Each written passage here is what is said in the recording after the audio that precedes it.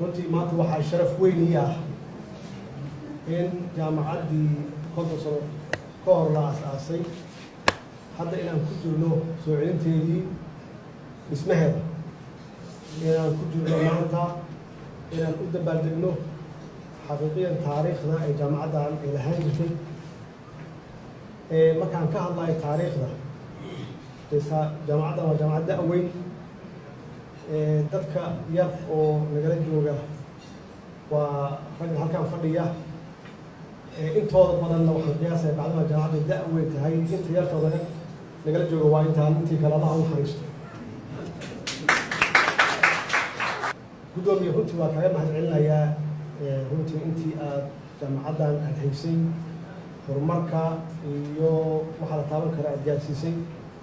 xaqiiqiyan waxaan ka hadlaynaa waxay tahay inaad sacrifice samaysay oo meel aan jirin aad wax ka bilowday, adigoo aan budget lahayn, adoon dhaqaale u haynin, keliya macnaha jaceylkii aad u haysay meesha aad ku baratay iyo inaad dib ugu celiso ummadda Soomaaliya waxay ku gashatay.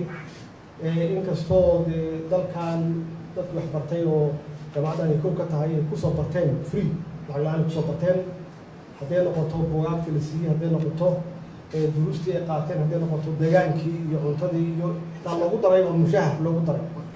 waan ku faraxsanahay in la yiri jaamacaddan waxaa lagu qaataa dadka lagu qaataa imtixaan iyo tartan, boqolkiiba 90 wax ka badan inay ka yimaadeen gobollada. macnaheedu aysan ahayn 4.5 iyo yaa lacag haysta aysan ahayn. annaga dowlad ahaan waxa weeye waxaan ugu ballanay inaan sii xoojino in aan maxaan ku rahdaa kordhino, ilaahay waxaana siiya inaan kordhino maxaan idhaahdaa budgetka ama miisaaniyadda jaamacadda sidii annaga aan ku baranay oo fursad aan u helnay aan u siino dhalinyarada aan dhalnay oo ilmaheenna ah ee fursaddaas kale u helaan. dadkii horaa meeshan joogo ka sheekiyey taariikhda jaamacaddan iyo in ay ka ahayd kaalinta qaadatay in ay tababarto, ay soo saarto aqoon-yahanadaas oo ka qayb galay ama loogu talagalay oo loo train galay inay ka qayb galaan dhismaha iyo horumarka dalka iyo inay la tartamaan dhigooda caalamka jooga, inay la tartamaan oo dalkooda ay u shaqeeyaan. 7daas kuliyadood aan sheegnay ka kala baxeen. maxaa ka dambeeyey? waxaa ka dambeeyey burbur, waxaa ka dambeeyey qabyaalad, waxaa ka dambeeyey qax yaa ka dambeeyey. waa inaan wax ka baranay iyada naftigeeda. in qabyaalad aysan waxba dhisayn in wax dumisan mooye. maanta loo baahan yahay marka in aan raadino qarannimadeenni iyo midnimadeenni Soomaaliya aan raadino.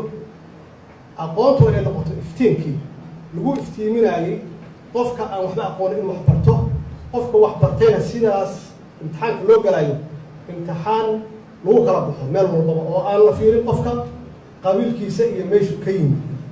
maxaa yeelay khibrad yaan u leenahay hadda burburkiina maxaan ku rahaa soo marnay iyo meesha hadda adduunkan ka taagannahay waxa keenay.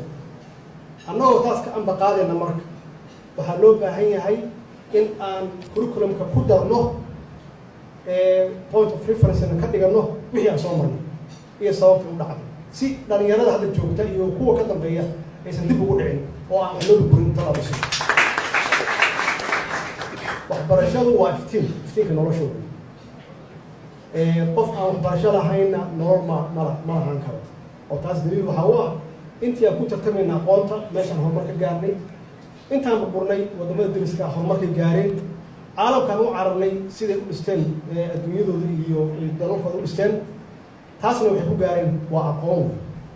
marka inaan dhalinyarada ku dhiirigelinno inay wax bartaan oo ay qoriga iyo xagjirnimada ka fogaadaan, oo qofka uu qaato qalin uuna maskaxdiisa iyo intellectualkiisa uu kobciyo, uu koriyo. annaga dowlad ahaanna muhiimadda koowaad iyadaa noo ah.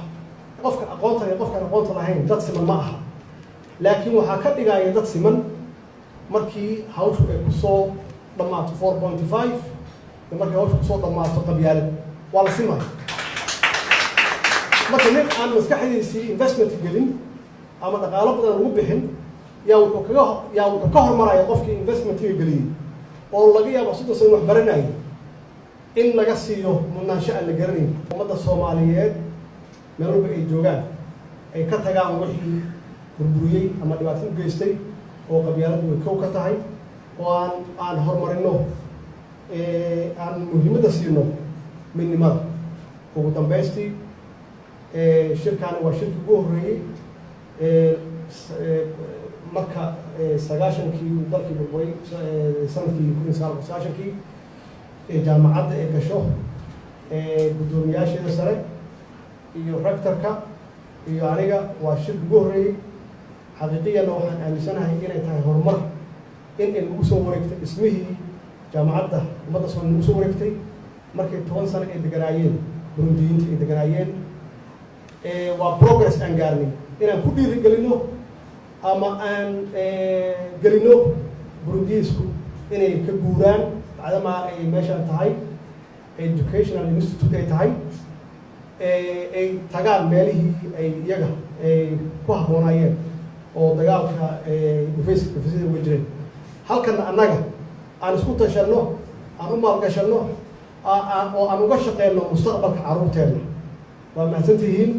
waxaan ku ballannay inaan dib u dhisano jaamacaddeenna. waxaan ku ballannay inaan ka wada shaqeyno midnimada Soomaaliya oo aan ka tagno oo wax ka barno wixii na soo maray oo xumaa oo qabyaalada ugu horreysay oo aan la shaqeyno jaamacadda iyo guddoomiyahooda aan la shaqeyno. waa mahadsantihiin.